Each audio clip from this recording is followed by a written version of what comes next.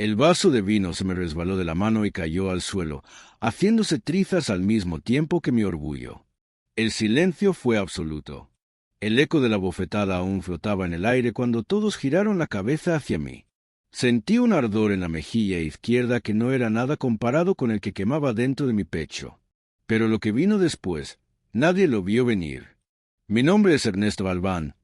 Tengo 72 años y tengo una finca en las afueras de Tepatitlán, Jalisco. Trabajo la tierra desde que tenía uso de razón. Mis manos, ásperas y surcadas como la corteza de un mezquite, han sembrado maíz, cuidado gallinas, levantado paredes y criado mi hijo Lorenzo con el sudor honesto de cada día. Ese día era mi cumpleaños. Yo no quería fiesta, pero Lorenzo insistió. Papá, déjame celebrarte como mereces. ¿Y cómo negarme? Si es mi único hijo, el único recuerdo vivo de Catalina, mi esposa, que en paz descanse. La perdí hace 12 años. Desde entonces, Lorenzo ha sido mi centro, mi todo. Lorenzo es gay. Lo supe desde antes que él se atreviera a decirlo. Un padre conoce. Y aunque no fue fácil al principio, aprendí a amar esa parte de él con la misma fuerza con la que siempre lo he amado. Pero Tomás, su novio, eso era otra historia. Desde que lo conocí, algo no me cuadraba. Esa mirada fría, esa sonrisa forzada. Siempre sentí que me veía como un estorbo, como un viejo terco que ocupaba espacio. Pero jamás imaginé que llegaría tan lejos. Antes de comenzar, ya suscríbete al canal y déjanos en los comentarios de qué ciudad nos estás escuchando. Déjame contarte todo, porque el final de esta historia es algo que nadie, absolutamente nadie, se espera. La mañana del cumpleaños comenzó tranquila. Me levanté temprano como siempre, antes que el sol calentara el adobe de las paredes. Me preparé mi café negro, con ese sabor fuerte que raspa la garganta pero despierta el alma. Salí al patio a ver cómo estaban las gallinas y saludé a mi perro, Firulais, que ya no corre como antes, pero aún me sigue a todas partes. Lorenzo llegó cerca del mediodía, acompañado de Tomás y otros amigos suyos. Habían traído comida, música y hasta un pastel con mi nombre. Lo agradecí. No me gustan los alardes, pero ver a mi hijo sonriendo, bailando entre los surcos de mi tierra, me llenó el corazón. En medio del festejo, Tomás se me acercó con una copa de vino. Don Ernesto, hay algo que deberíamos hablar, dijo. Yo asentí con la cabeza, pensando que sería algo trivial. Pero entonces, con toda la tranquilidad del mundo, me dijo, Lorenzo y yo hemos decidido que es momento de que tú nos entregues las llaves de la finca. Creí que era una broma. Me reí, pero él no sonreía. Ya no puedes manejar todo esto solo, añadió. Es hora de que te retires, de que nos dejes a nosotros seguir con esto. ¿Nosotros? Pregunté, mirándolo a los ojos. Sí, yo también soy parte de esta familia ahora. Sentí un vacío en el estómago. Esa finca era mi vida, no solo por su valor, sino porque cada rincón tenía historia. Ahí enterré la placenta de Lorenzo cuando nació. Ahí Catalina y yo plantamos el limonero que aún da fruta en su honor. La finca es de Lorenzo, eventualmente, le respondí. Pero mientras yo respire, aún es mía, y no se reparte como si fueran dulces. Vi cómo se le tensaron las mandíbulas. Me fulminó con la mirada. Y en ese momento, sin previo aviso, me abofeteó. El golpe no me tumbó, pero me quebró. Más por la humillación que por el dolor físico. Todos quedaron en shock. Lorenzo corrió a separarnos, pero Tomás no paró ahí. Gritó frente a todos. Dame las llaves, viejo egoísta. No te las estoy pidiendo, te las estoy exigiendo. Y ahí, en mi propio cumpleaños, en mi propio patio, frente a mis gallinas, mis vecinos, mis amigos, fui tratado como un estorbo. Lorenzo lo sacó de la casa entre gritos. Yo no dije nada. Me quedé sentado mirando el suelo. Los trozos del vaso brillaban con el sol como pedacitos de mi dignidad hecha trizas. Esa noche no pude dormir. Me quedé en la mecedora del porche, acariciando firulas y escuchando los grillos. Pensé en Catalina, en cómo ella habría reaccionado, en si de verdad me estaba volviendo viejo inútil, una carga. ¿En qué momento se descompuso todo? 2 días después, cuando por fin prendí el celular que había dejado apagado, vi las 22 llamadas perdidas. Todas de Lorenzo. Algunas en la madrugada. Otras seguidas, una tras otra. Algo había pasado. Algo grave. Pero para cuando las vi, ya era demasiado tarde. Cuando marqué a Lorenzo, la llamada no entró. Intenté de nuevo. Nada. Ni señal, ni tono. Como si su número ya no existiera. Algo en mi pecho se apretó. Esa sensación, la que uno tiene cuando la vida está a punto de cambiar para siempre. Volví a marcar, y nada. Me levanté sin desayunar, con el corazón golpeando como si quisiera salirse del pecho. No me puse ni sombrero. Solo agarré las llaves de la camioneta y salí en dirección a Guadalajara, donde Lorenzo vivía con Tomás. Las 2 horas y pico de camino fueron una tortura. En mi mente, 1000 escenarios. ¿Estarán bien? ¿Y si se pelearon? ¿Y si le hizo algo? Me repetía que probablemente era una tontería, un berrinche más de esa relación que siempre fue una montaña rusa. Pero algo en mi intuición, esa que uno afila con los años, me decía que esto era distinto. Llegué al departamento al mediodía. Toqué el timbre, esperé. Nadie. Toqué más fuerte, golpeando con los nudillos como cuando Catalina se tardaba en abrirme la puerta y yo llegaba empapado por la lluvia. Nada. Fue entonces cuando una vecina del piso de abajo, una señora como de mi edad, salió al pasillo con cara de preocupación. ¿Usted es el papá de Lorenzo? Me preguntó. Asentí. Llévelo al hospital civil, dijo sin rodeos. La ambulancia se lo llevó ayer por la noche. Salió con sangre en la cara y no podía ni hablar. Sentí que el alma se me salía del cuerpo. ¿Y Tomás? Pregunté, con la voz hecha trizas. Se fue, como si nada. Dejó la puerta abierta y las luces encendidas. Ni se molestó en ir con él. Subí las escaleras como pude y entré al departamento. La puerta estaba entornada. Adentro olía a encierro y a perfume barato. Todo estaba patas arriba. Una silla tirada, un vaso roto en el suelo, una camisa de Lorenzo hecha bola en el sillón. Sentí náuseas. No perdí más tiempo. Volví al carro y salí disparado hacia el hospital. Estacioné como pude, bajé corriendo por los pasillos preguntando por mi hijo. La recepcionista me pidió calma. Pero, ¿cómo tenerla cuando el corazón de uno está en juego? Finalmente, una enfermera me condujo a la sala de observación. Y ahí estaba Lorenzo. Mi hijo, mi niño, mi sangre. Tenía un ojo morado, el labio partido y un vendaje en la frente. ¿Dormía? O eso parecía. Me acerqué con el alma hecha jirones y le tomé la mano. Estaba tibia, frágil, como cuando era bebé y yo le cantaba para que no llorara por las noches. Sentí una punzada de culpa tan fuerte que casi me dobló. ¿Cómo no lo vi antes? ¿Cómo no hice nada? Un doctor entró y me explicó lo básico. Lorenzo había llegado solo en la ambulancia, sin documentos. Alguien en el hospital lo reconoció por redes sociales y avisaron a la policía. Aparentemente, la discusión con Tomás había escalado. Los vecinos escucharon gritos. Pero cuando los paramédicos llegaron, Tomás ya se había ido. Su hijo necesita descanso y cuidado emocional, dijo el doctor. Esto no fue solo un accidente. Usted lo sabe, ¿verdad? Asentí sin poder hablar. Tenía un nudo en la garganta del tamaño de una piedra. Pasé la noche en una silla al lado de su cama. Lo vi despertar al amanecer. Apenas abrió los ojos, me miró con miedo. Con miedo. A mí. Me dolió más que cualquier bofetada. Tranquilo, hijo. Estoy aquí. Ya estás a salvo. Y entonces, como un niño que al fin se siente seguro, rompió en llanto. Lloró como no lo había visto llorar desde que murió su madre. Se aferró a mi brazo como si temiera que el mundo lo tragara. Y entre sollozos, me lo dijo todo. Que Tomás lo controlaba. Que le revisaba el celular. Que le decía con quién hablar y con quién no. Que cada vez que Lorenzo hablaba de mí, él se ponía violento. Que lo había separado de sus amigos, que lo había hecho sentirse menos, culpable, pequeño. Que el día de mi cumpleaños, esa bofetada no fue la primera, solo fue la primera pública. Yo sentía que me faltaba el aire. Quería salir corriendo a buscar a ese infeliz, a gritarle al mundo que nadie toca a mi hijo, que nadie lo humilla, que si se metieron con él, se metieron conmigo. Perdóname, papá, dijo Lorenzo, con la voz quebrada. Pensé que si te lo ocultaba, te estaba protegiendo. Pero terminé siendo yo el que necesitaba protección.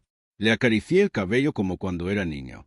Le juré que jamás volvería a estar solo, que esto se acabó, que íbamos a levantarlo, juntos, como siempre. Si estás disfrutando esta historia, suscríbete al canal y dale like para que más personas puedan escucharla. Salimos del hospital 3 días después, y desde entonces, algo en mí cambió. No podía seguir esperando que el mundo fuera justo con mi hijo. Era hora de actuar, de tomar una decisión. Y lo que hice, bueno, eso nadie lo vio venir. El día que volvimos a la finca, Lorenzo no quiso bajarse de la camioneta. Se quedó mirando la tierra seca, los surcos ya cubiertos de pasto alto, como si no reconociera el lugar donde había crecido. Vi en sus ojos la vergüenza, la culpa, el miedo. Pero también algo más, un deseo profundo de empezar de nuevo. «Bájate, hijo», le dije, con la voz firme pero suave. «Esta es tu casa, y nadie te la va a quitar jamás». Él tragó saliva, respiró hondo, y al fin abrió la puerta. Caminó conmigo por el sendero de grava, el mismo que recorrí en bicicleta cuando era niño. Firulais corrió a recibirnos, como si supiera que su muchacho estaba herido por dentro. Lo lamió, le movió la cola, y Lorenzo se agachó a abrazarlo con fuerza. Dentro de la casa, todo seguía igual. La foto de Catalina sobre la repisa, las cortinas que ella cosió con sus propias manos, el crucifijo que colgaba sobre la puerta. Me miró todo con ojos brillosos, como si fueran recuerdos que apenas podía tocar sin que se deshicieran. Pasamos los primeros días en silencio. Yo cocinaba lo básico, y él comía poco. Dormía mucho, o al menos lo intentaba. A veces lo escuchaba llorar por las noches. Otras veces, despertaba de golpe como si algo lo persiguiera. Me partía el alma verlo así, pero sabía que no podía apresurar el proceso. Lo que sí hice fue ir al pueblo al día siguiente. Tenía un plan, uno que me revolvía el estómago pero que sabía que era necesario. Lo que Tomás había hecho no podía quedar impune. Me fui directo a la comandancia. Llevé las fotos del hospital, el informe médico, los mensajes que Lorenzo había guardado en su antiguo celular. Y hablé con el abogado Ramírez, un hombre que conocía desde que jugábamos dominó en la plaza central. «Si no se denuncia, esto va a volver a pasar», le dije. «Y si no es con mi hijo, será con otro». Ramírez asintió. Me ayudó a levantar la denuncia. Y al día siguiente, fuimos juntos a la delegación de Guadalajara. Pero ahí no terminó todo. Esa misma tarde, Tomás me llamó. No sé cómo consiguió mi número. Quizás siempre lo tuvo y nunca me había llamado porque le estorbaba mi existencia. «¿Contento, viejo?», dijo con voz burlona. «¿Ahora te haces el salvador?» «No soy un salvador», respondí. «Soy el padre de Lorenzo. ¿Y tú? Tú no sabes de lo que es capaz un padre cuando le tocan lo más sagrado. ¿Qué vas a hacer? ¿Meterme preso? No tienes nada. Lorenzo es un malagradecido. Yo le di todo. Lo único que le diste fue miedo. Él me rogó que no lo dejara. Me rogó. ¿Y si tú crees que esto va a quedar así?» «No va a quedar así, Tomás», le corté. «Ya no tienes poder sobre él, y mucho menos sobre mí. ¿Te acuerdas de mi finca? De lo que exigiste en mi cumpleaños». Hizo silencio. «Pues escucha bien. No solo no te vas a quedar con 1 metro cuadrado de mi tierra, sino que voy a asegurarme de que no te acerques ni a 100 kilómetros de mi hijo. Lo juro por la memoria de Catalina». Y colgué. Lorenzo estaba en el patio cuando salí. Lo vi con la pala en la mano, removiendo tierra cerca del limonero. Me acerqué despacio. «¿Qué haces?» «Plantando algo nuevo», dijo. «Algo que crezca diferente a lo que viví». Lo abracé por la espalda. Y por primera vez desde que volvió, lo sentí respirar con paz. Los días siguientes fueron distintos. Lorenzo empezó a levantarse más temprano. Me ayudaba con los animales, con la siembra, con el mantenimiento de la casa. Poco a poco, volvió a reír. Incluso comenzó a recibir visitas de amigos del pueblo, esos con los que había perdido contacto por culpa del control de Tomás. Una tarde, me trajo una caja llena de cosas. «Son sus cosas», dijo, «las que dejó en el departamento. No quiero tener nada que me recuerde lo que viví con él». Dentro había fotos, ropa, un perfume caro y un juego de llaves. «¿Estas llaves?», pregunté. Asintió. «Las de la finca. Él había mandado hacer una copia, por si tú no cedías». Sentí un escalofrío. Las tomé y las tiré al fuego sin dudar. Vi cómo se retorcían entre las llamas hasta volverse ceniza. Ese fue el final simbólico de todo. Pero lo más importante ocurrió días después. Una carta llegó del juzgado. Tomás había sido citado a declarar por violencia física y psicológica. El caso avanzaba. Y Lorenzo, por primera vez, no sintió miedo. Sintió justicia. Me miró y dijo: «Gracias, papá, por no rendirte, por no dejarme solo». Yo solo le respondí con un apretón en el hombro y una sonrisa, porque las palabras a veces no alcanzan para lo que uno siente. Pero la historia no termina ahí, porque lo que decidí hacer después, lo que hice con la finca, con mi testamento, con el legado de nuestra familia, fue lo que realmente sorprendió a todos. Y eso lo vas a saber en la siguiente parte. El sol apenas empezaba a asomar cuando me senté frente a la mesa de la cocina con papel, pluma y una decisión que me había tomado toda la vida. Lorenzo aún dormía. Firulais roncaba a mis pies. Y yo estaba por hacer algo que muchos me tildarían de loco, pero que mi corazón sabía que era lo correcto. Abrí el viejo cuaderno de tapas duras donde Catalina y yo llevábamos anotadas todas las cuentas, cosechas y recuerdos importantes de la finca. Y en la primera hoja en blanco escribí: modificación al testamento de Ernesto Galván, 72 años. Ese pedazo de papel cambiaría todo. Yo ya había hecho un testamento tiempo atrás, donde dejaba la finca entera a Lorenzo, pero solo bajo ciertas condiciones: que tuviera una familia convencional, que cuidara de mí en la vejez, que mantuviera el apellido y otros requisitos anticuados impuestos por una época donde yo era más terco que sabio. Pero después de lo que vi, después de lo que aprendí en carne propia, entendí que el verdadero legado no son las paredes ni la tierra. Es el amor que se planta y se cultiva.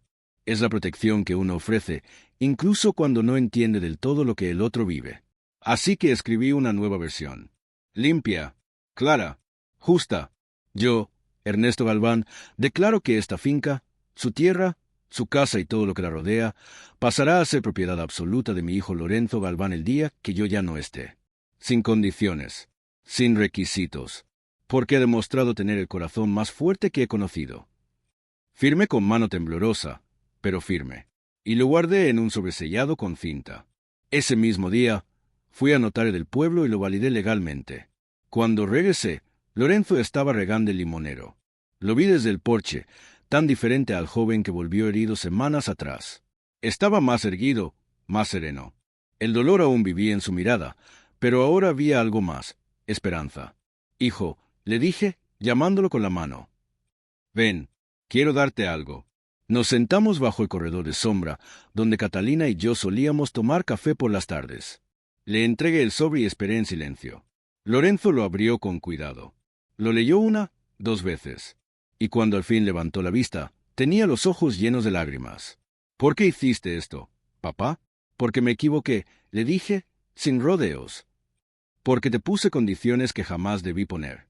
Porque tardé mucho en entender que amar no es controlar, es confiar.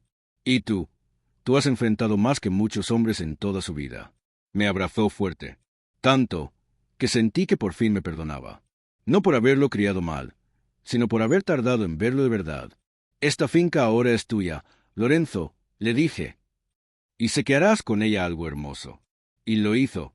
En las semanas siguientes, Lorenzo transformó el lugar, no con grandes cambios, sino con pequeños gestos llenos de significado. Pintó la fachada con ayuda de amigos, creó un pequeño invernadero detrás del gallinero, y lo más impactante, abrió un espacio comunitario para jóvenes del pueblo que, como él, no se sentían aceptados en sus propias casas. «Es para que nadie se sienta solo», me explicó una tarde, mientras colgábamos cortinas nuevas en lo que antes era la vieja bodega de herramientas. Si yo hubiera tenido algo así cuando era más joven, quizás no habría terminado en una relación así de tóxica. El centro fue un éxito. Gente de otros pueblos comenzó a llegar. Jóvenes, adultos, incluso padres con dudas pero con el deseo de aprender. A veces me sentaba en el porche y los veía llegar. Algunos con miedo, otros con lágrimas, pero todos encontraban algo aquí, un lugar seguro. Fue en una de esas tardes que vi una camioneta blanca detenerse frente a la finca. Del lado del conductor bajó un hombre de traje, y del lado del acompañante, Tomás. Mi cuerpo se tensó de inmediato. Lorenzo estaba dentro, preparando pan de elote con los muchachos. Me puse de pie y caminé hacia el portón. «No tienes nada que hacer aquí», le dije antes de que hablara. El abogado que lo acompañaba alzó las manos. «Solo venimos a entregarle estos documentos, don Ernesto. Es una notificación legal. Tomás se va del país. Ha renunciado a cualquier reclamo que pudiera tener sobre la finca o sobre Lorenzo. Me quedé quieto, desconfiado. Tomás no levantó la mirada. No habló. Solo firmó los papeles que el abogado le extendía, como quien sabe que ya ha perdido todo. ¿Por qué ahora? Pregunté. Un trato con la fiscalía.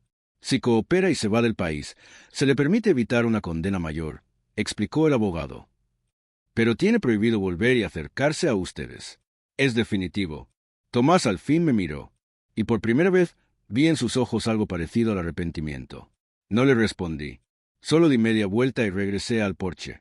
Lorenzo salió unos minutos después, con las manos llenas de harina, preguntando qué pasaba. Le conté todo. Ya no podrá hacerte daño, hijo. Nunca más. Él asintió. No dijo nada. Solo entró de nuevo y regresó con 2 tazas de café. Nos sentamos en silencio, viendo el atardecer teñir de oro la finca que había sido testigo de tanto dolor, pero también de tanta transformación. Y fue ahí donde Lorenzo me dijo algo que jamás olvidaré. Papá, me quiero quedar aquí. Quiero vivir aquí.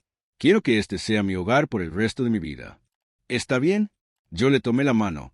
Y le dije, claro que sí, hijo, porque este siempre fue tu lugar. Solo que ahora también es tu mundo. Nunca imaginé que la finca, aquella misma que un día fue motivo de discusión, de lágrimas, de agresión, terminaría siendo también el escenario de algo tan hermoso. Pero así es la vida. Tiene la costumbre de darnos la vuelta cuando menos lo esperamos. Pasaron 6 meses desde aquel último encuentro con Tomás. Medio año de silencio, de paz, de reconstrucción. Lorenzo se convirtió, sin exagerar, en un faro para otros jóvenes del pueblo. Algunos venían con miedo, sin decir una palabra, otros con rabia contenida. Muchos lloraban apenas cruzaban la puerta del centro que él fundó. Y él, con una paciencia que me dejó sin habla, los escuchaba. No los juzgaba, solo les abría un espacio. Yo ayudaba como podía. Preparaba agua de Jamaica, barría el patio, reparaba las sillas rotas. Y escuchaba. A veces, los chicos se sentaban a mi alrededor y me hacían preguntas que jamás pensé escuchar a mi edad. Don Ernesto, ¿cómo aprendió a aceptar a su hijo? ¿No le dio miedo lo que dijeran en el pueblo? ¿Qué haría si tuviera otro hijo así? Yo respondía con la verdad, sin adornos, sin discursos. Al principio me costó, les decía, porque me educaron para ser duro, porque confundí hombría con rigidez. Pero la vida te enseña los golpes. Y si uno no aprende, esos golpes se vuelven más fuertes. Recuerdo una tarde en particular, cuando uno de los jóvenes, un muchacho delgado, de voz baja, con cicatrices en los brazos, se me acercó después de la reunión. Don Ernesto, ¿usted cree que yo pueda tener una vida feliz? Le puse una mano en el hombro y le respondí, no solo creo que puedes, te lo aseguro, porque la felicidad no depende de lo que los demás quieran para ti, sino de lo que tú construyas con lo que tienes. Y si tú estás vivo, ya tienes todo lo que necesitas para empezar. Ese día lloró como un niño, y me abrazó como un nieto perdido. A veces me preguntan si no me pesa haber entregado todo a Lorenzo, si no tengo miedo de quedarme sin nada. Y yo les contesto, nada es no tener paz, nada es tener propiedades, pero no saber a quién dejarle el alma de uno. Yo lo dejé todo en las manos de mi hijo, y fue la mejor decisión de mi vida. Pero lo más fuerte, lo más inesperado, ocurrió justo hace un mes. Era un domingo por la tarde. Estábamos organizando una comida para las familias de los jóvenes del centro. Llegaron muchas personas, algunas con dudas, otras con desconfianza, pero poco a poco todos fueron soltando las cargas. Y en medio de ese ambiente cálido, una señora mayor se me acercó. Tenía las manos arrugadas y una mirada triste. Usted es el papá de Lorenzo, ¿verdad? Asentí. Mi hijo también es gay, me confesó. Pero yo lo corrí de la casa hace 3 años. Y ahora vive con un señor que lo golpea. No sé qué hacer. Me da vergüenza pedirle ayuda, pero no quiero perderlo. La miré a los ojos y le dije, si llegó hasta aquí, es porque ya dio el paso más difícil. Ahora no lo suelte. Busque a su hijo. Pida perdón. No como quien pide permiso, sino como quien quiere volver a amar. Ella se echó a llorar. Y Lorenzo, al escucharla, fue a su lado y le ofreció el mismo apoyo que yo un día no supe cómo darle a él. Ese fue el momento en que supe que todo valió la pena. Verlo a él, mi hijo, convertirse en guía, en refugio, en semilla de algo más grande que nosotros, me hizo sentir más orgulloso que si hubiera ganado cualquier fortuna. Días después, Lorenzo me propuso algo. Papá, quiero convertir el viejo granero en un hogar de paso, para chicos que no tienen dónde dormir. Sé que es mucho trabajo, pero yo me encargo. Yo solo lo abracé. Hazlo, hijo. Esta finca ahora es tierra fértil para todos los que necesiten volver a empezar. Y así fue. Ya comenzaron las obras. Ya hay voluntarios. Y ya hay esperanza. Todo en el mismo lugar donde una bofetada, una humillación y un intento de despojo casi lo destruyen todo. Y ahora, aquí me tienes. Viejo, con la espalda torcida, pero con el alma más recta que nunca. Catalina estaría orgullosa. Lo sé, porque Lorenzo no solo heredó la tierra, heredó también su fuerza, su ternura, su instinto de cuidar a los demás. A veces me siento bajo el limonero, ese que plantamos cuando nació, y pienso en todo lo que pasó, en lo que sobrevivimos, en lo que aprendimos. Y si pudiera decirle algo a los que están escuchando esta historia, sería esto. No esperes a perder para valorar. No te escudes en la tradición para justificar la dureza. Amar de verdad a un hijo es aceptar que no vino al mundo para cumplir tus expectativas, sino para ser feliz a su manera. Y si tú, que me estás escuchando, tienes un hijo, una hija, o un ser querido que está luchando con su identidad, su libertad, su verdad, no lo empujes. No lo juzgues. Abrázalo. Protégelo. Porque el mundo allá afuera ya es bastante cruel como para que también se sientan extraños en su propia casa. Yo tardé en entenderlo. Pero jamás es tarde para amar bien. Comenta de qué ciudad nos estás escuchando, suscríbete al canal y dale like para apoyar nuestro trabajo. Gracias por quedarte hasta el final. Yo soy Ernesto Galván, tengo 72 años, y esta fue la historia de cómo perdí el control, para ganar a mi hijo.